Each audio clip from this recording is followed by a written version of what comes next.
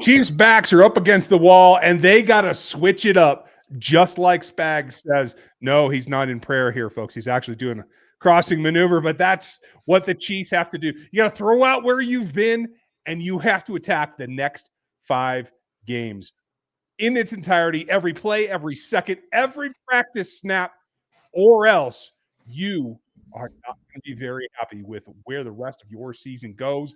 Welcome in. It's RGR Football. This is Dan Harms. I'm Ryan Tracy. Ryan going rogue, you hear, in year 6 or 7. I don't know how long we've been on this chat. Something like that. Welcome to the channel, folks. It's Monday night, so we are giving you Q&A. I know Monday Night Football is coming at you, so we're going to get right to it. We have a bunch of questions already. If you want on the show tonight, hit that super chat. Every one of them gets an answer, and we're going to have a good time because I'm officially concerned about seeing this again right now, Dan. This is where my head's at. I think the big difference is you're not going to see that Super Bowl insignia on the shoulder. Like, it's just going to be upset. I mean, yeah, this is not like me being all Debbie Downer. It's watching what the team is showing you. Even though Andy Reid said today that they're going to try and tickle people's tonsils, he comes out of the gate talking about playing 4 quarters of football. Do you think that this is a team that has the energy to come out and like punch people in the mouth, but also not play 4 quarters of football? Like, Andy Reid's just contradicting himself the entire time. I felt like most of what Andy had to say today, and folks, we're going to get to your questions here shortly, but we just want to give you a temperature of where everything is. I thought it was highly camouflaged, prettier words with the same damn message. We're going to figure it out because we're just that good. Well, BS. I need somebody lit on fire.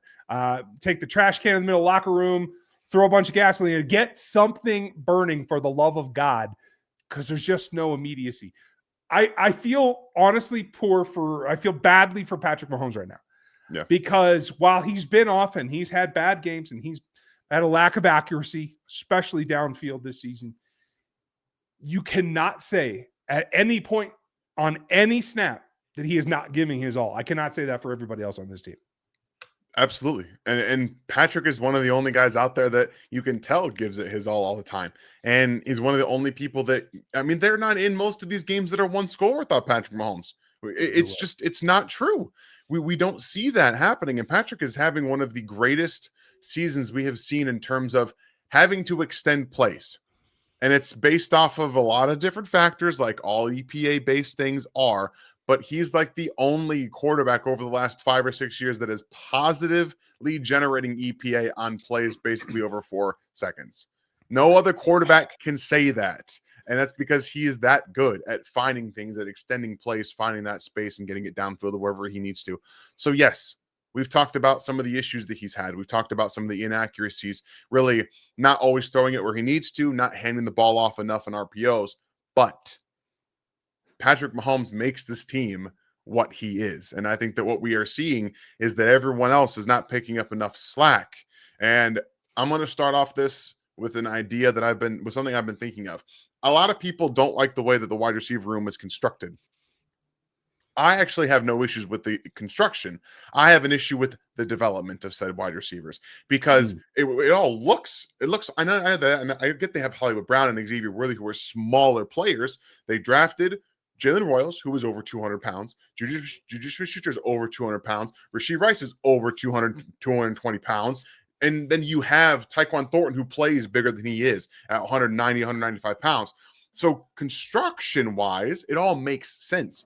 But they are not being developed properly. And I was quick last year when I thought things were heading in the right direction to give Connor Embry some slack. And that slack is being taken away because when we see them challenged with man coverage and asked to get open and run through their routes and release a little bit differently, if you watch George Pickens work on Jalen Watson all game long, he was given that outside jab step, and cutting in for a slant. When's the last time you saw the Chiefs non-RPO plays run a slant? When? It doesn't happen. Right. But the development of these wide receivers needs to happen. And it's because, and not just that, they need real wide receivers to coach them. The team needs real running backs to coach them. This team is flawed because the coaching that Andy Reid wants to give everybody else to make their opportunities for offensive coordinators, head coaches better is in fact hurting the football team and the development. I agree with you. And I want to show you, I'll show it to you in a minute when we get to that point. I agree. And the development has to continue because, as you said, sizable wide receivers, they're not even playing like sizable guys of that stature. That's part of the problem. And when you are not allowing them to continue to grow because of your position coaching, because of the play call style, whatever it is, I think this becomes part of the problem. I love this stuff. The GOATs are the GOATs. You think Travis is one too. But I think because of that, the staff and those wide receivers have become a bit complacent. Like they want theirs, but they know there's always room for error. They don't have to be everything every time because they have these two guys, and that's the problem. Folks, if you want the GOATs, you can go get the gear. It's in the store. You know where it is. But I think that's the overall mentality. And that's why I keep coming back to the last 24 hours. You got to throw it all in the can. You have to challenge everybody. You have to see some fire from somebody. I said it on the other show, and I'll say it here again. Somebody needs to get the bat phone hooked up to Frank Clark because nobody plays with an edge on this defense. The front seven is a bunch of guys standing around waiting for Chris to make something happen. And I love George Karlaftis, but he is not the instigator. He is the secondary. He's the second swing that always gets flagged. You got to have guys that are willing to light the fire themselves, and that's what I'm missing. The fire gets lit by Minotaur because he's always here for us, and I appreciate you, buddy, and I wanted to make sure I put this up before, I have a tendency to get carried away and do stupid things. Appreciate you. Bryce pointed out as well. Cheers, Minotaur. If you got one of those free memberships, you can upgrade if you want to get all the content. All my notes are in there in the single archive. I will repost that for those of you, those members who have not been seeing it lately, because I put it all in an open space that all the members can get to. You get all kinds of perks, so check that out. That said, I think the development is one piece, the fire is another, but it's all got to come together. I feel like this is a team that has responded in the past. I have a couple of takeaways from some of the research that I've been doing. I have a question for you that I think will come up right now as we go through the questions. Yeah. Otherwise, I'll just bring it up to you later. So let's get started. Brad, thanks for the question. I like our chances at home beating Houston and getting payback at the Chargers, Broncos, and Arrowhead. We get our act together as a whole team. Do you think this can happen? Can they run this 5-game table? I mean, they can. I still believe that they have the talent to do so. We've also seen them do it before. It's not like this is out of the reach of the Kansas City Chiefs to accomplish. However, what we have seen from this football team does not give me confidence in saying that I think it's going to happen. I have seen what this team does away from home, and specifically the defense is bad. It's bad. Like objectively awful. You guys, I already recorded my film review for Wednesday, all about the third downs against the Dallas Cowboys. And it's bleak. They completed the second highest percentage of third downs against the Chiefs for their entire season at 56.3%. Multiple third and longs were given up in these situations. A lot of bad play calls, a lot of executions that didn't happen, and then just things that don't make any sense. So I don't have confidence in anything that they are doing right now, because every time they find something, like go back to the Colts game, they ran the ball, they played really good defense, then they play the Cowboys, and all of that falls apart and it goes away. So I don't have confidence that they're going to stick with what's working, because they have yet to show that they will. Yeah. And that's what it has to come down to. You cannot allow that to continue. There are good streaks and there are bad streaks, right? And I do think we're going to give you a game plan later in the week here, folks. Yeah. So be tuned in for that for Friday. We'll tell you the ins and the outs. But it all comes at a sense of urgency. It all has to be dialed up. Now, that also includes the coaches. They have to call better plays. And I didn't see a question about it, as I just kind of ran through them on the side. There's a clip, and I found another one that I think is very similar. It's not the same 3-curl pattern. But on a third down that you had to go get distance, this may be in your review. If it is, tell me to shut the hell up. And you guys can watch it on Wednesday when Dan does it. But I saw your comment on Twitter. X, sorry. And this is the thing that I think the coaches have to raise their game. You can't run 3 curls in front of 8-man coverage. That just won't work. And that's what I think the coaches are not consistently seeing the situations for what they are. I don't disagree with that. And my review is on the defensive side of the ball. So I didn't touch anything on the offense. And again, it was 2nd and 19, the play that he's talking about, and they ran like 5-yard curls. That's it. Everyone do curls. Why? And by the way, go for it. No, go for it. And Travis and the running back stayed into chip. Sorry. So it was only 3-man pattern. 3-man pattern. And then on top of it, Mahomes just doesn't throw it to the receiver. It's only curls, but he just doesn't throw it with cushion either. So what's the point? Why call the play? And why not just change it, Patrick? If you have the will to do so on 2nd and 19, change the play if you're not going to just throw it to the guy on a curl. It doesn't make any sense to me. All of this doesn't make sense. But earlier in the season, they were kind of marrying their run game and marrying their plays together. I don't see any of that right now on the offense. I see no connectivity. I see no creativity within how they're running the ball with their passing plays. It just feels like they're doing it just so they can do what they want to do. And that objectively doesn't work when everyone knows what you want to do. I agree. Folks, I know you have super chats in there that are talking about draft picks. We're going to get to them.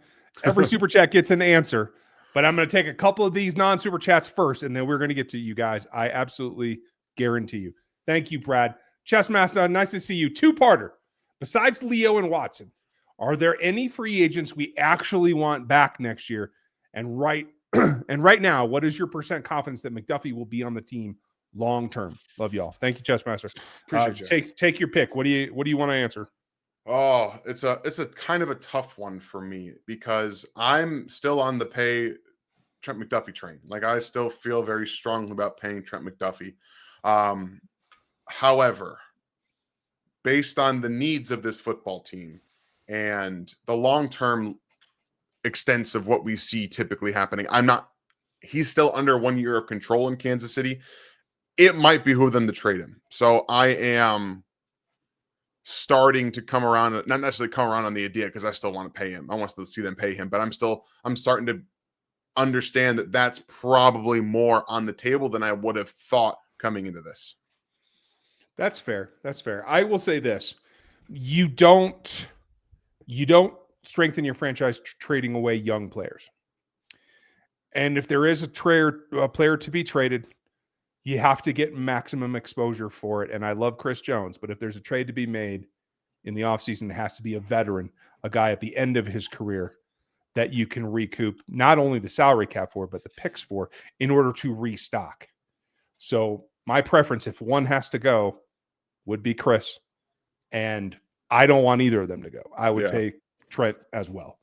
So unless there are other financial means that the cap geniuses at Hogwarts can figure out, that's the only thing that I can come up with.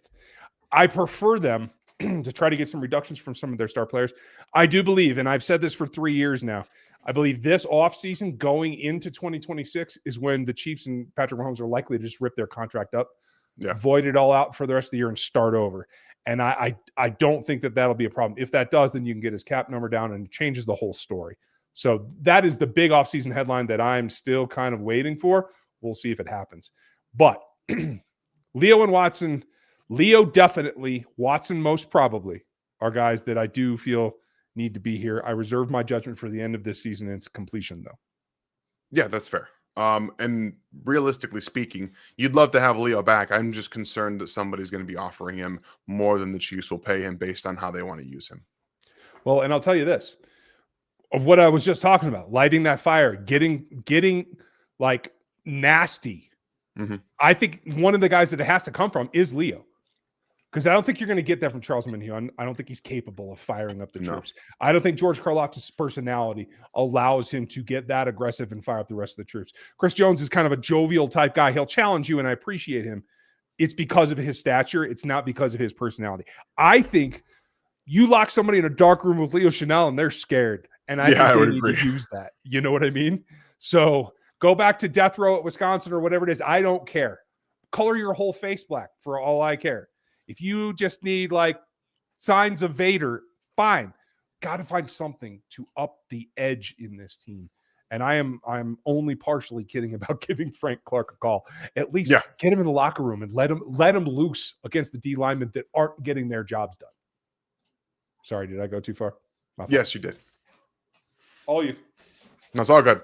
Brad Ryan, tell Matt Derrick to tell Spags to play No Williams, and I don't want to hear any BS from Spags like, oh, it's a package for him, That's all he'll say. He did get beat by Pickens once in his 6 snaps. He dropped the football, that being Pickens, but it was another slant. I also have questions for Dave Merritt because you guys are going to see on the film review, what's Jalen Watson doing in any of these situations when you know the slant's coming? Why is he in the positions that he's in? Those are questions that I will tell you, and then I will tell you how it should be done in the film review because it makes absolutely no sense why he's in the position that he's in. So that, as much as, again, I respect and love Dave Merritt and Steve Spagnuolo for what they've done, some of the technique that they are teaching these players in specific situations against specific routes don't make any sense. And it leaves them open to getting just destroyed by slant routes all game long.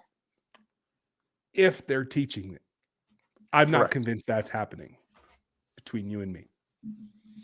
I like your point, Brad, and I'm going to jump down to Kyle because he's got an actual current player question. So wanted to make sure that we'll get to the draft picks here shortly. Hot take. Patrick Mahomes is an average downfield passer. Early in his career, he benefited from Tyreek Hill being able to speed up, I'm guessing, 2 passes thrown into an area. Now he doesn't have that. Am I wrong? I agree that Tyreek Hill made him look better than he was, but I do not think he is an average downfield passer. I would call him above average. I would not say it's been elite since Tyreek left. And I agree, Tyreek Hill upped his level. We do this a lot. Tyreek Hill is one of the greatest athletes to ever play the game. Make no mistake about that. Like we forget in a vacuum how elite of an athlete he is when compared to everybody else. The fact that he can burst and decelerate and burst the way that he could is unlike anything that the NFL may have ever seen. So let's not forget that when we evaluate those. So you're right in that part, but it's almost an unwillingness to change. Patrick throws a deep ball with almost no forgiveness. He doesn't put air on the football. He doesn't really put much touch on it. He just lasers it where he wants to throw the football. And for most receivers, you need a little bit of time. If you can't just immediately track and say, okay, I need to go get that like Tyreek Hill does, and you're already running full speed, well, what are you going to do? So it's not like he's a bad deep ball thrower by any sense. I think there's an unwillingness to change the way that he throws the football down the field. And also his wonky footwork and mechanics sometimes when he just doesn't necessarily want to properly step into a throw impacts where the ball goes. So if there's anything that I would ask him to do, it's watch Russell Wilson throw the deep ball. Russell Wilson is one of the greatest deep balls the NFL has ever seen. He just got one of the best that we've ever seen. It drops in there every single time. Just watch it. I'm not asking him to moonball it because he can't do that. Just add a little bit of touch, just a little bit. I agree. And I would go so far as to theorize that some of the misses are him trying to put a little bit more air under it. And that's why he's missing. He's not taking enough off of the velocity. Yeah. And so when he's trying to give it more time, especially for Tyquan to get under it, some of those misses that are, a good 2 arm lengths out, I think it's just, he's just not dialed in on throwing a little bit more arc to his passes downfield. It is a chemistry thing. And I do think that'll change, but they got to get something now. And I think that means changing what you're asking Patrick to throw until he gets those wide open looks. Yeah. And remember, Patrick doesn't throw into a bucket. He throws to knock the damn bucket over. That's what happens. Joe, with Chiefs injuries and one-sided offensive play calling win 5 straight games, can they? And do the Chiefs have a number 1 wide receiver on this team? They have, in my estimation, they have 2 number 1 wide receivers on this team. You put them elsewhere, and I think both a West Coast offense would make their Z, Xavier, their Z, and run the offense through him, and I think he'd be a number 1. A team that wants to just line up Rasheed as an X receiver and let him body the ball, I think he could be a number 1. The West Coast offense run by Andy Reid does not want a number one wide receiver. They want everybody to be able to execute wherever they are so they can take advantage of mismatches. That's having especially a big, tall, number one X type. DK Metcalf is not in the West Coast scheme for Andy Reid. They also just like are only asked to beat zone ever. Like most of their, if it's not a deep ball or a deep route, you need to be able to beat zone. But they don't ask these guys to run real man beating routes. And when they do, like they ask X to run the whip route. He does it multiple times on third down. So guess what? You beat the guy once, and then like, oh, okay, it's coming again, and I can just sit on it. Like it's very predictable. So I have my own issues with that. Yeah, I agree. And again, for those of you who think they hold stuff back, I agree. They don't let stuff loose until later. Thank you, Joe. Appreciate you. Micah, nice to see you. Chiefs beat the Texans twice last year with a lot of quick passes and runs. Will this plan work this year? It absolutely will, and it has to. Here's my stat, and you nailed it for me, Micah. I went back and I looked. The Chiefs' best 3-game run was that spot between the Lions and the Commanders, right? Not one game did he hold the ball for an average over 3 seconds. He's only been under 3 seconds once since then. That is the difference. It's good to want to go deep. It's good to want to do things in your spread offense. You need to be under center. You need to run those routes. You need to run slants and get the damn ball out. That will bring you the opportunity to take your shots. I'm not saying take them out of the offense, but it can't be shot and then come back to reality. It has to be hammer, hammer, hammer inside in that 8 to 12 area behind the linebackers, and then you will get your shots. I can't say this more plainly. Thank you, Micah. Dan, tell me I'm crazy. I mean, look at some of the deep shots in the intermediate deep parts of the field that Daniel Jones hit. They were digs. They were digs to Alec Pierce. He hit a couple of dagger concepts. Like, we are beating a dead horse, guys. We are beating a dead horse. We want to see. Again, I'm going back to the Colts game where I saw Rashee Rice run a little spot route and then X wrap around it over the middle of the field. Give me that and switch it up. Have Hollywood run the hitch route and then have Tyquan come around. Do it with Juju. Do it with Rashee Rice. Let guys run over the middle of the field and catch the football. And let these guys run and run real routes against man coverage, because you're going to see man coverage with Kamari Lassiter and Derek Stingley. I can tell you that much. You have to let them run free and easy. Give them a little bit of freedom with their releases. And Xavier, run through your damn routes, my guy. You have so much talent, but when you just take plays off and you think you're not getting the football like you didn't at Texas and you just half-ass your route, guess what? Patrick Mahomes, when he buys a second and you're sitting there because you're covered and not actually running through your route, oh, well, guess what? He's very, very talented. And you guys have heard me defend him a lot. I'm still going to keep doing it because he is hurt and you can see it clear as day. But run through your routes if you're going to be on the field. It's very plain. And for the love of God, there's this line in one of my favorite movies, the original Gladiator, and I will apply it directly to Xavier. If you find yourself alone, running through the seam, uncovered, turn your damn head around because you are open. Yeah. You cannot be a hot route if you're not looking for the ball.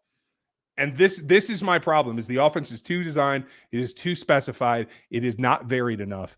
And that is both on the play caller and on the players executing the plays. That is the truth. Micah, do you blame George Karlaftis' hand injury for the lack of production? Hell no. You are not an offensive lineman trying to control pads. You're trying to rip and shred somebody's chest apart. You can do that with a club on your hand. You don't need a hand. Joey Bosa's been doing it just fine in Buffalo. I mean, he's only playing on one side, but he's still getting after the quarterback because he can bend the edge, you know?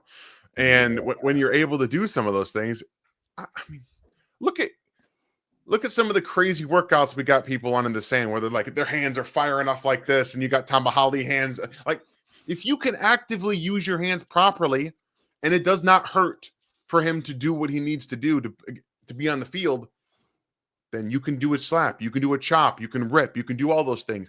His biggest issue is he can't disconnect. He can't disconnect from blocks. He can kind of win the edge, but guess what? Mhm. He just keeps going. He just keeps They're going. He just keeps going. contact. It's Yep. just it is. So I can't blame it because he wasn't that great before it, and it's not doing anything to him now. I agree. Nice to see you. Thank you for the support, buddy. Thank you. I want to know what the 757 means, though. Okay. So clue me in. Are the coaches letting this team down? Yes. They definitely are. They are overthinking it. They are too fancy, too cute, and not bold enough at this point. They've waited and held on by a hair because they don't want to give stuff away and they want to be able to change when they want to change, not when the league wants them to change. That shit's over because you're about to get bounced for the first time in nearly a decade and you got to fix it. I actually think Spags is being too bold at times. Really? Because he doesn't have a choice. And that's called blitzing, by the way. When I say too bold, I mean he's blitzing too much. He doesn't have a choice because he can't rush the passer. And because he's playing Shamari Connor and some of these guys in coverage who can't stand up to coverage, he's like, well, I can't just sit back and rush 4 because they can't get after the quarterback, and these guys will eventually lose anyway. And I just saw something up here that Shamari Connor has played 97% of the snaps this year. You guys, if Shamari Connor's ever playing that much, you know you're in a bad spot. He has. I'm going to say it. Shamari Connor's a backup football player. He's a fine player. I'm just not. He should not be a starting NFL safety. He shouldn't be. And because he's like a linebacker that has to play safety, he can only move forward. When he moves backward, it's over. It is over. So the fact that he's on the field as much as he is not only negatively impacting the structure of the defense, he misses tackles, he misses assignments, giving up touchdowns, and he can't cover wide receivers. Ryan Flournoy, okay, basically an undrafted wide receiver, cooked him. You guys are going to see him get cooked on the film review on just a pure out route on the short side of the field. Okay, he got cooked against the wide receiver. He just can't cover him. I won't go so far as say he's not an NFL player. I think he can survive, but he is a I didn't say he zone wasn't strong. an NFL player. Okay, I thought you just said that backup. He shouldn't be. Okay, fair. Okay. I even think he could start. If he's asked to be a zone strong safety, which he is not a man cover in any way, shape, or form. And he is not a deep safety, period. No.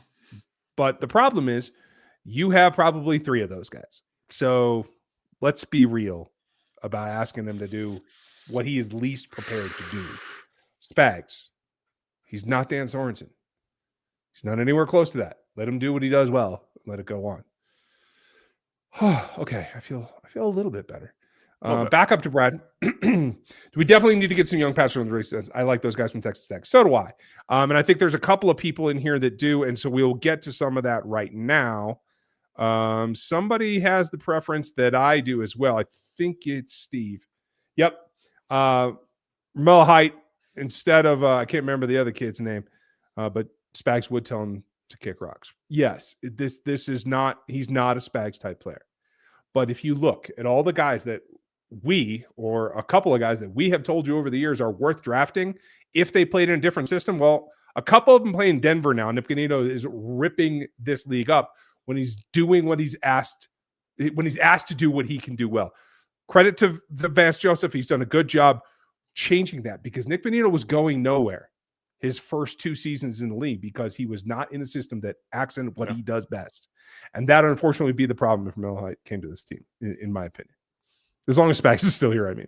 That's fair. I haven't watched Romello Height, but from everything I've seen, heard, it makes sense. And it's like the Josh Uche thing. He asked him to play stand-up linebacker. Like he had no willingness to want him to play defense the way he needs to play defense. And it effectively hurt them when you trade for a player like that. And I know it's small sample size because he's not a starter, but he's been playing well for the Eagles. Like he's been good in what he's been asked to do. So you have to understand niche players and how to use them. Unfortunately, Spags' niche players are starters for him. That is the problem. I mean, and it gets to the point where Spags may have an opportunity to go elsewhere. I personally feel that Spags will get an opportunity to interview for and maybe even get offered the Giants job. I don't know. But I do think there are teams out there that still feel like his defense is worth investigating as a head coaching position. So, and Michael had this one. Thank you. Welcome, our Canadian friends. First pick, Caden McDonald. Second pick, Romello Heights. So we talked about Heights. Talk to me about McDonald. Couldn't tell you. Okay. Damn it. I thought you were excited. I was like, oh, he watched that one. Okay, good. Sorry, guys. Okay. I think he's defensive tackle for Ohio State, if I'm not mistaken. I will come back to that one, and I will take a quick look here while you answer Minotaurs. Or never mind, or while you're doing I'm right. something. Yeah, he's like a 330-pound defensive tackle from Ohio State. So big run stuffer up front who can kind of penetrate. So I was along the lines. I was there. Okay. I prefer a 300-pound actual pass rusher myself. I'm not looking for another. I mean, to be fair, they did draft him, and then they told him to put on 30 pounds. So right. Agreed. But I need 3 of them.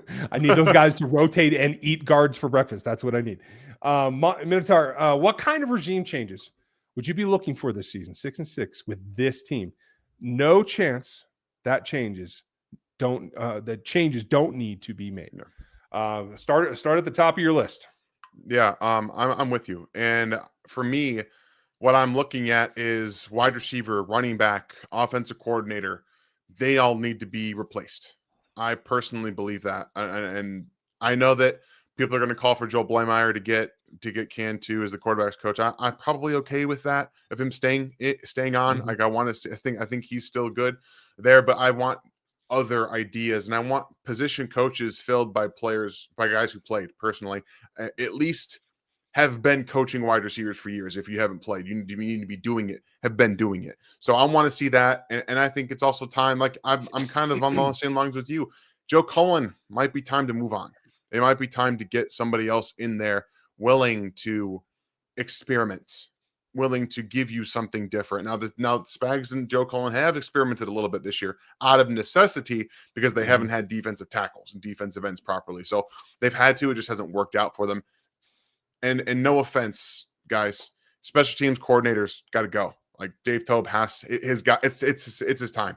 It is his time. I agree. I think they need more experience at DB as well. Not saying that Dave Merritt should go anywhere, but I think he needs more help. And I think that there's room to expand this coaching staff as well. So I would say that you're very young in the secondary right now. I don't see that changing because you don't have any money to spend. So I think you have to double down on the training and the coaching and the teaching part of it. And I think that may be able to turn you around a little bit. And to Steven's next question, I would throw this one in there as well. What does our offensive line situation look like for the rest of the year? A mismatch. We are staring at the possibility of the Chiefs going into a must-have game with only 40% of their starting offensive line. That is a problem. I did another look up today and another stat that would throw you. There are a number of players that have drawn a number of penalties on the defensive side of the ball. There's 5 players that have 5 penalties or more in this season. That is less than the total of Juwan Taylor and Josh Simmons. And Josh Simmons has missed 5 games. Yeah. So you would think that it would be even more if that were the case. These are players that have talent. Juwan Taylor came here pretty highly rated. Has not improved. Has not improved at all. I won't say that he completely downgraded, but his habits have not been broken. Josh Simmons is relying completely on talent. I haven't seen him make much progression. He looks like the same player, and that's okay as a rookie. Kenzie Suamantia did not develop as a left tackle. He's doing well at guard, but I don't see that as a progression. Creed and Trey came in as guys that are ready to work together, that had the wrestling background. Trey Smith is still the same player that he is. He's better. He's more honed, but he has not made epic jumps, right? We got him at a bargain deal. I would argue that the offensive line coaching situation is not developing the players on the offensive line. I don't disagree with that. And there's evidence to suggest you're right. I'm not sure what's going on, but a lot of people who are in high regard around the league have all of a sudden not been doing their jobs in Kansas City. Is that because we've got Patrick? We'll figure it out. Is that what it's come down to? Because that's how it feels. It does to me too. I swear there's at least 2 plays a game where everybody's just like, oh, what's he going to do now to save our asses? Yeah. That's what it feels like to me. I'm checked out from this team. I don't see how we can win 5 in a row. Well, Swag, I'm sorry. We're going to address some of your issues here. Please play Thorne. He's probably going to get re-signed, unfortunately. Not going to get re-signed. He will get re-signed.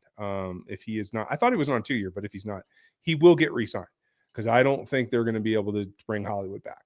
And I don't know what they're going to do otherwise. So I do think he will be back, and I think he's earned that. Do you, Dan? Yeah, I think so too. I think he's been more than adequate in what he's been asked to do. I think he can do more. And Okay. I think that not just that, but I think that Hollywood Brown's probably not going to be back next year. Yeah, that's what I'm saying. I cannot see that. Real quick. I'm gonna put this up here because I think this is an interesting thing. Careful talk smack at Andy Reid. Jeff Schwartz will block you on Twitter. I am 95% sure that I have been muted by Jeff Schwartz and Mitchell Schwartz, and I don't know why. I have been too, and the reason was Jeff blocked me when I started talking trash about Andy Heck 3 years ago because he will not stand for any Heck violations. So. Well, I know why Jeff Schwartz muted me because I asked Brandon Thorne's opinion on something after I asked his because apparently that's illegal. Jeff Schwartz is one of the most fragile people I've ever interacted with on Twitter. But I don't know why Mitchell did, unless he just said, well, hey, my brother did. I'm going to too. Like, whatever. Right? Micah, I'm seeing your question. I must have missed it the first time, so hold on a minute, and I will get that here shortly. No offense, Micah. I wasn't relitigating the Christian Wilkins thing. I didn't start it because we've talked about Christian Wilkins time and time again, and I just don't want to relitigate it. I'll be honest. Okay, then we won't. I don't know what's going on with it until the fact that there's no interest anywhere, guys. No team has brought him in for a physical. Nothing. I just don't want to relitigate the same thing over and over again. Yeah, fair enough. So until there's positive sign that he's healthy, there won't be any interest. That's, oh man, we're getting zombied here. Go for it on the next one, then I'll get this. All right, no problem. All right, we've got, Red talking about Minotaur, giving everyone those subs. It's fantastic to see the love in this chat, you guys. Thank you very much, as always, Minotaur, for handing out those subs. Got another question here from Alex, one of our members. Believe if we win out, the Colts will fumble the spot to us. Oh, I absolutely believe it. Not just because they are about to go on a losing streak. They also have one of the toughest schedules left in the NFL for the last 5 games of their season. I just don't believe the Colts. I didn't believe the Colts were a very good team when they were winning a bunch of games because it's headlined by Daniel Jones. Like, people were talking about them winning the Super Bowl. Okay, cool. Jonathan Taylor's awesome. Whatever. Like, if you stop Jonathan Taylor, what's Daniel Jones going to do? Give you the game. Just wait. Sit back and wait. It's going to be all right. It's going to be and there was a good stat in the Colts game this weekend about Colts are like 23-1 when Jonathan Taylor scores. And they've got like 2 wins when he doesn't. So Chiefs are very capable of going and beating that team again. They screwed themselves and had to come back. I don't think they'll have to do that a second time. Yeah, I'm with you. Okay. Steven, a lot of people are saying if Mahomes can't win the division, it ends the Brady Mahomes discussion. No, I believe the West is better than Brady ever faced in the East. I generally agree with that. I think there were a couple of things too.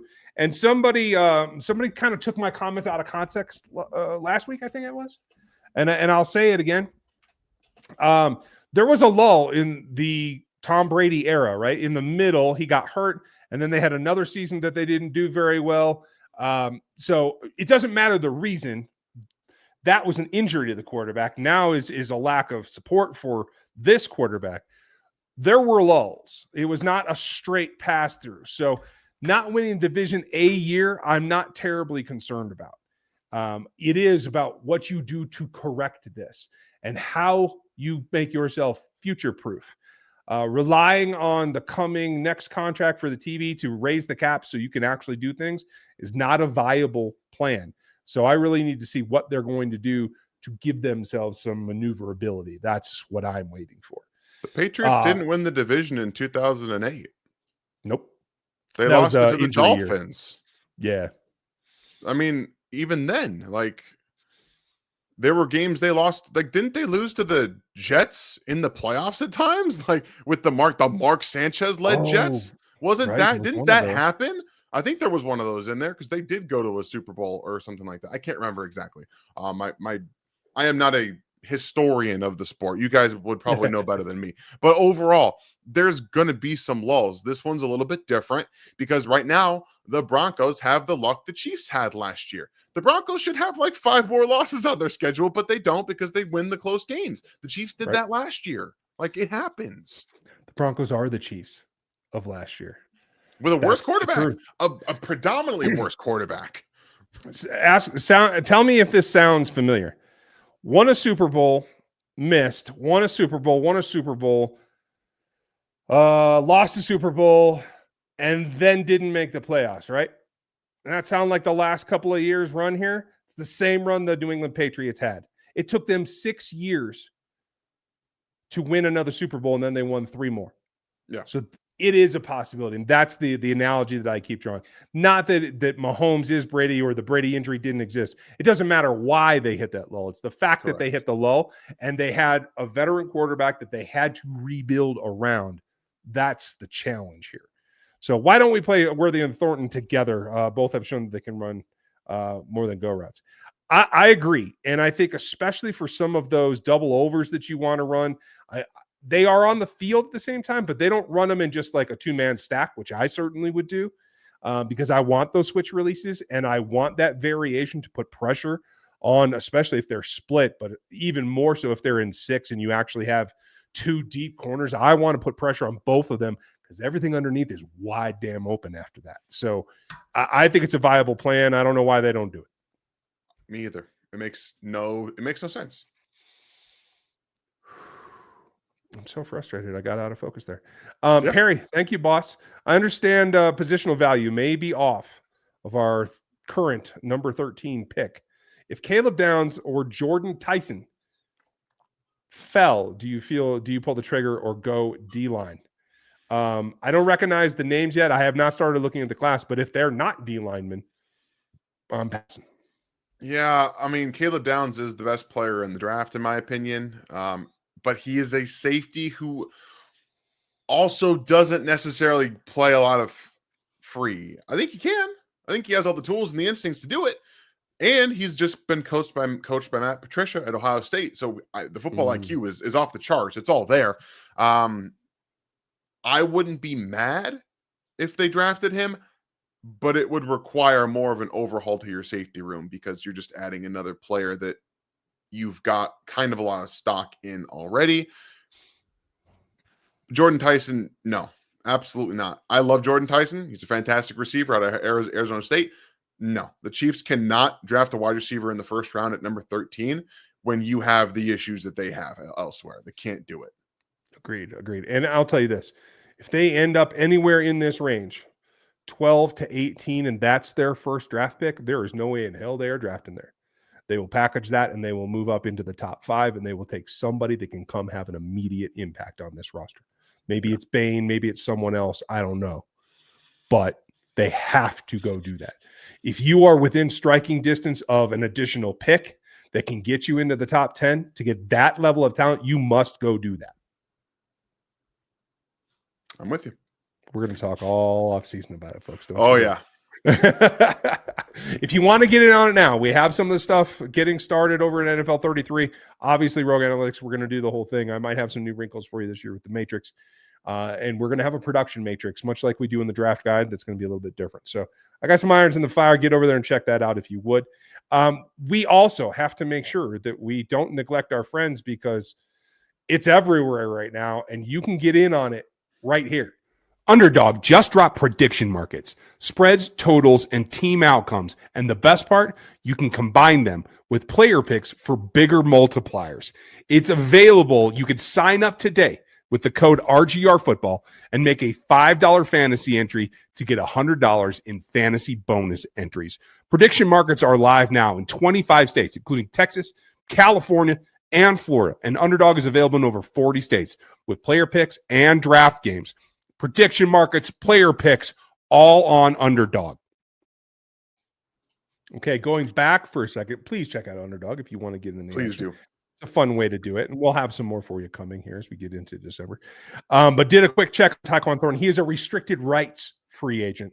They will offer him. I don't think that he escapes. I don't think that they can afford that. TG, have we thought about the front office scouting staff that left the last 2 years? Is that having an impact we are seeing now? It's a great question, and I can't tell you exactly because we aren't in on those conversations. But I will say that I still feel that Pat Sperduto on the offensive side is very good at what he does, particularly on the offensive line. And I do think that Ryan Nutt is excellent in the non-trench positions in particular. I think there's room to expand on how you scout defensive line. I think there's room to expand how you scout some of the wide receivers, and particularly tight ends. I like Jay Brenningstool. I think he could be something, but they have got to get an answer. Yeah. If Patrick continues to have to go to Kels, it's almost like you have to get him to come back. And I know that he said he was 50-50 the other week. I don't know how you can get that done without him. Yeah, we have to have some kind of real development at tight end. But it's hard to really know because scouting staffs at the end of the day can only give input. And it's not going to necessarily be what Spags wants, what Andy Reid wants. It's going to be based on evaluation. Like for example, I know that they're based on Chiefs. Like they're going to have fits and scheme fits and stuff like that. This guy is, this guy isn't. However, I think that needs to kind of be done away with to an extent. I want to see a little bit. Is this player good? Is there developmental upside there? Can he do this? Can he do that? Not can he find space and zone? Not can he do this twist around? Can he win off the edge? Can he play man-to-man coverage and play inside leverage and not get beat inside across his face? Sometimes I think you need to take a step back and peel back the scheme fit and just look at the player for what he is and not try to say, Omar Norman Lott's a really good player. Let's go ahead and try to make him a scheme fit in our one tech. No. You draft him and you let him be what he is, because if you don't, you're going to make that player worse. FAU, we're going to draft you. We're going to turn you into this 4-3 defensive end that you're not allowed to just knife and get. No, let him be what he is. I don't know if that would have been a good player in the NFL, but you want to know what? I have no idea because we never got to see it. Good point. Thank you, TG. And thank you earlier, Perry, for your super chat. Appreciate you, Dan. Why don't you take this one and I will look at the next thing. I think this was the Loish. I don't know. I apologize for thank you for the super chat. Would you say it's more or less detrimental to have so many familiar coaches and players' faces over extended runs like we've kind of have? Does it matter? Familiarity is usually a good thing. You know, for the most part, I think guys that play together, that have that chemistry, that know their own strengths and weaknesses isn't a bad thing. But when you have somebody at the top, Andy Reid, who kind of doesn't like change, it's showcased. You know, I was trying to be nice about it. It's shown in how they execute. And it's shown this season because they got away for it for so long because Patrick has been so good in so many different ways.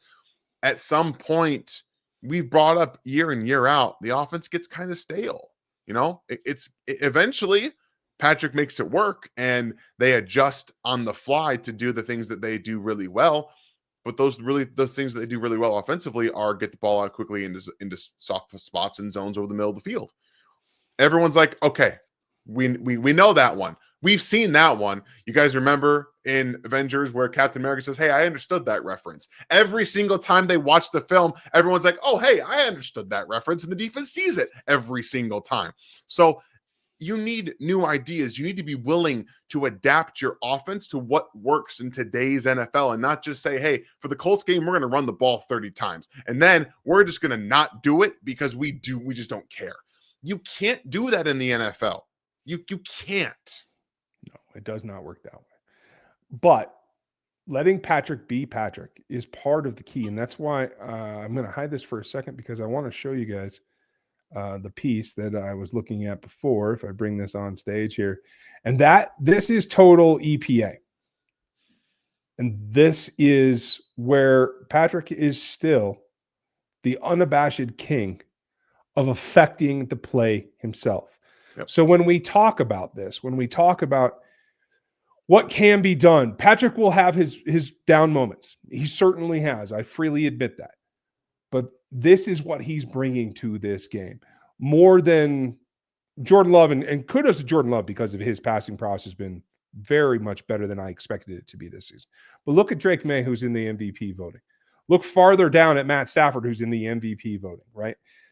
This is not singular players making the impact that Patrick Mahomes makes. It is him. He is still that guy. If his accuracy is a little bit off on deep balls, I have no argument with that. I am not trying to say it's not.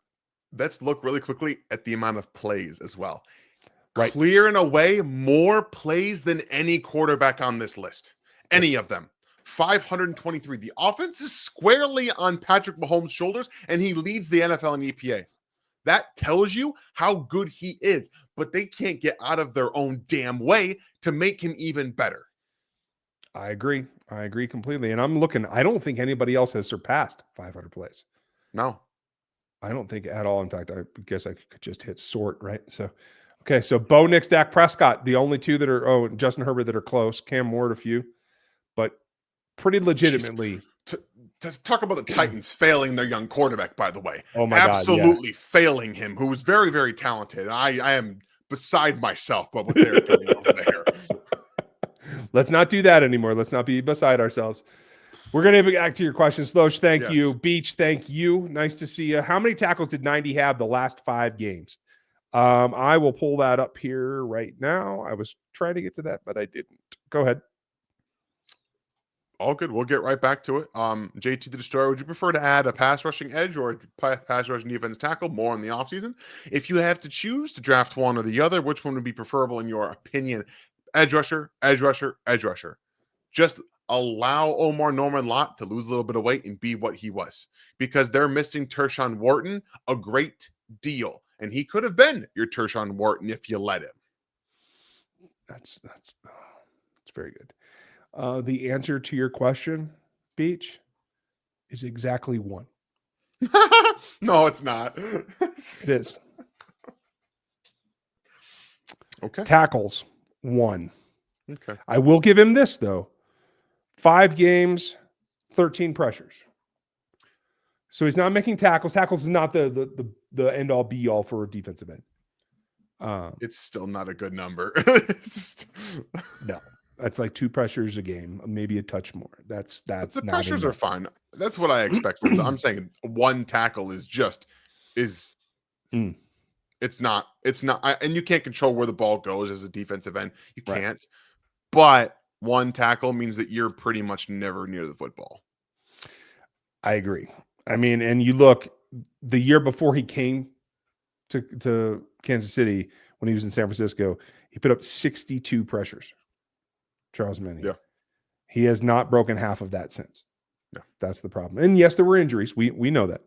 But it is problematic. So thanks for the question, Beach. I appreciate you pointing it out. Coach Dub, nice to see you.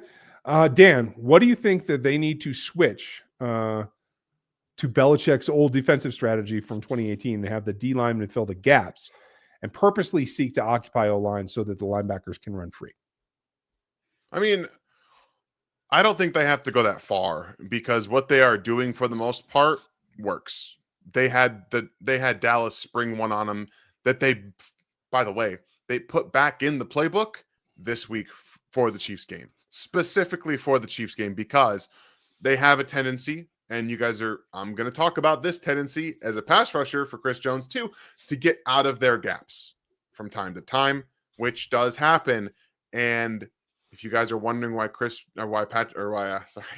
Spagnuolo has not been able to generate as many free runners, it's because guys are leaving their gaps and running into the blitzers. Just food for thought there. Keystone Cops sometimes. It's bad. It's real bad. But we'll talk about that on Wednesday. But I think that what they do for the most part works from a run defense standpoint. They just kind of need more talent at the defense tackle position. You can't have Derek Nottie, Mike Pennell out there because what they're doing is they're getting blown off the ball. Even Mike Pennell is getting blown off the ball at times. So you have to be younger, you have to be a bit bigger, but at the end of the day, you need more sand in the pants for these guys. They have to be able to take on those blocks to let the linebackers run free, because if Nick Bolton gets a block, he's not getting off that block. No, it's one and done. He needs to honestly get with Derek so he can slip a few more blocks, to tell you the truth. Zach, thank you for the support. Dan, I need you to put on your Bleacher Report hat. If TK retires at the end of this year, who are you drafting if you were Veach? Whew. There's a lot of me that wants to draft Kenyon Sadiq because he is an animal and he can actually block. I don't care that he's like 240 pounds. The guy can block. Okay. He's going to be a little small. Like, he's going to probably come in at 6'2" and 240 pounds. There is not a better blocker among the tight ends in this class than him. And he's a legitimate threat as a as a weapon. But Sam Roush out of Stanford, 6'5", 260 pounds, can pass protect. He can block in line. He can go out he can do everything. And Stanford does a very good job of pretty much giving you tight ends. And he's got steam speed at 260 pounds. He's a big guy as well. There's a lot of upside. He's inconsistent as a pass catcher, but I feel like that can be manufactured and honed. So he is somebody that I am much higher on than I think I've seen anybody else. He's currently in my tight end 6. I'm working on his report right now. It'll probably come out for next month. But there's quite a lot of guys that I would like to see in that role. Another one is Eli Raridan, Notre Dame tight end. He's 6'6", like 250 pounds, was predominantly a blocker before this past year, and he's been much better for them as a pass catcher. So there's a lot of guys in this class that are going to be later down the board that I think have a more upside. Okay, cool. I like it. Let's see here. Beach. Keldrick Falk or Jeremiah Love? Who are you drafting? I'm Love. Not even close. I don't want Falk on this team because it's just George Karlaftis 2.0. Oh, yeah. Okay. Gotcha. Thank you, Beach. Great question. I love when we can just give an answer, because I have just started looking at the stats and I haven't even gotten into the film yet. So, ABG, nice to see you, and especially from Indonesia. Hope you're doing well. Thank you. Early, not late there, I think. It's probably midday by now, actually. Where's Jalen Rose? Will he be featured more next year? Yes. He will not be active much this year. They have a plethora here. I think part of the reason that Hollywood Brown will be able to move on, is my guess, is because they feel like there's a future there they can develop. But to Dan's point, if you change wide receiver coaches, I don't know if that changes the formula. We'll have to see. Yeah, I don't know. All I know is that he's kind of that last piece, in my opinion, someone who can do both. Has the tools to beat man as well as zone, but right now he's got to get better. And the fact that they have so many guys in front of him with talent that know the system, that have been in the NFL for a while, gives him a leg up on where Sky Moore was. You know, Sky Moore, again, coming out of Western Michigan. For Royals, it's Utah State. He did some good work down at the Senior Bowl of getting free and one-on-ones against more talented players than he played at Utah State. So there's clearly talent there. So I just want to see what happens next year. Okay, cool. Welcome to Logan. Next one, Tracy. Did you see Nate on KCSN with Seth? That's the Times Hours show. He painted a sad picture of the locker room after the game. That's what I heard from everybody I knew inside the locker room as well. I haven't seen what Nate had to say. But I think it is very much this team coming to grips with the fact that you can't just wait and figure it out anymore. This is not that team that is getting the breaks and that can go rely on last-minute adjustments. You have to go bring the fire and go take it to a team for 4 damn quarters, not just one. They didn't score in the second or third quarters, guys. You can't win football games with that. You can't. I agree. There's just no way around it. Werewolf, hope you're doing good. So many other teams have undrafted players that end up playing and playing well, so the Chiefs can barely get a starting five. Andy Heck's got to go. I don't know that you can gauge all of that on it, but there is something to that. Yeah. You also have to remember that most of these particular teams are not playing the West Coast offense. Correct. It does make it that much harder. Guys, thanks for your honesty on the coaches. Clark Hunt, if he has, if not, needs to have a serious discussion with Veach and Andy about future results and how they get there. I agree, Brian, and thanks for bringing it up. The owner certainly has influence. I just don't know if it's enough. I don't know that he's to the point of breaking and telling Andy what to do rather than letting Andy do. He won't. And coming off of 3 straight Super Bowl appearances, Andy Reid's going to say, hey, you sit down. This is my job. And he honestly, he has a right to, but somebody has to tell him what's going on. Because if he can't look in the mirror, even if you have the goodwill of coming off of 3 straight Super Bowl appearances, at some point, even in that run, we saw the same issues creep in and Patrick saved them. So something's got to change. Yeah, agreed. We're going to wrap it up here, folks. Last call, and we will get this done. BS, hope you're doing good. I just saw an interview with Tyrann Mathieu. Said he is meeting with Veach and Andy tomorrow or today. Thoughts? I appreciate that. Tracy said the same thing. That's news to me. I'm curious now. I would love to see Tyrann Mathieu become a coach. Tyrann Mathieu is not coming out of retirement to play for this team. I guarantee you that. I saw him play in New Orleans. I did not feel that it was the same caliber of player. To be fair, it's a bad football team in New Orleans. It's been a bad football team. It's a poorly run team. It's a poorly run organization. They have no direction. Why would you want to play for them? I'm not saying that Tyrann Mathieu is going to come into Kansas City, play, and be great. But if he were to join a football team, the only reason I would want him here is for the fire. You talked about it. We've talked about it. One thing he brings immediately as a backup, as practice squad player, is that he is going to rally that defense and get them every time they come off the field. He's going to be in someone's ear. He's going to be driving the team. That's all I care about. So if he's going to be on the team, absolutely. That's what I want to see. Okay. I can live with that. I would love him as a coach as well for the same reason, because I think he can deliver the fire. But okay, I can live with it. Crimson, as a D lineman, watching the defense hurts my soul. I'm sorry, buddy. Is there anything you guys can tell me to give me hope? I care about your soul. That's all I can tell you. No, Omar's not coming back. Still got Briggs, right? Or is Briggs? No, Briggs is gone. He's gone. He got plucked. So Zach. Marlon hasn't made any progression. I didn't think so, but maybe I'm wrong. I don't see much. I've been waiting for Marlon to get more snaps, give the guys a break. They don't seem to want to do it. I don't know if he just can't learn the defense or what, but I don't see anything here. Again, if Christian Wilkins shows up and he is fit as a fiddle, that whole thing could be, on a lark, whatever. A late signing in this season could be worth it if somebody can come in and play. And I just don't think that that's the case, but who knows? We mentioned Royals. Ooh, this is a good one for you, Dan. Are we better off missing the playoffs as a franchise? I'm adamant that sometimes you need to kick in the rear.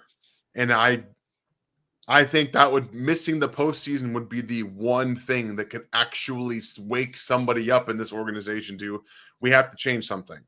Do I think that that's likely going to happen? No. In terms of them changing, I still think it's pretty clear they missed the postseason.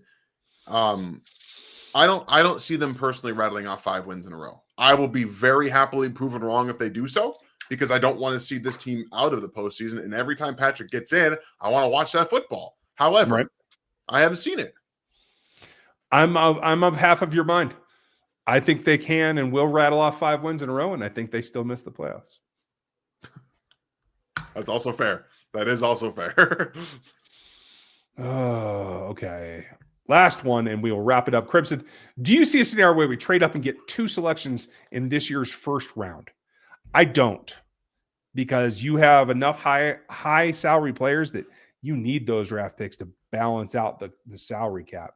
I would say you do trade up to get a high first round, especially if you end up with a mid-round pick, you're within striking distance.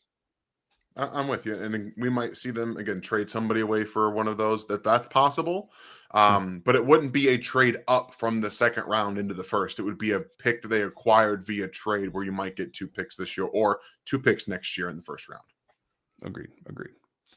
That's it for us tonight, folks. Thank you for being here with us. Enjoy your Monday Night Football. We will be back this week as we get ready for the next contest and the next contest, because even if they're out of the playoff picture, we got you, as we always do, and we'll try to keep it so we don't turn to the draft too quickly. So there's a lot going on. I hope you are enjoying it. Dan, thank you for your time and setting me straight. Absolutely, guys. We're working with a new camera over here, by the way, and we're going to get the color dialed in. I know it looks a little dark and blue, but we'll figure it all out. Alex is just sneaking on purpose. Okay, so it's Kay Adams' interview, guys, if you want to go see that. I hope I can sneak this win in on Dan. I'll be honest. I'll have a solution for special teams. You know I'm an Iowa guy, so Caden Wedging? I'm not going to pretend that I know anything about special teams coaches in college football, Alex. I appreciate that you do, and I trust your judgment on that. And Tracy, we don't need to get rid of Andy, but who do we need to but who would you pick if Andy wasn't our coach? I know your answer, but I don't think you're Brian McVay out of LA. No, that's what I mean. Like, if you could have my pick of the litter, yeah, but you're not going to, right? You're not going to get the pick of the litter. No. I'm gonna have to think about that, Tracy. If it wasn't pick of the litter, legitimate guys who might be out of a job that you could hire away. I don't know. I have no one on top of my head, because I don't see anybody that is going to be better than what Andy Reid has done and will do, personally speaking. I just don't see it. I agree. Gary, thank you for being here. Everybody give Gary a hand, one of our mods. We appreciate you, buddy. And we appreciate all of you being here. Have a great night. I'll talk to you tomorrow. Dan will be on Wednesday like always. We'll see you soon. Thanks for watching this video from the team at RGR Football. Click these videos to see more and subscribe to RGR Football.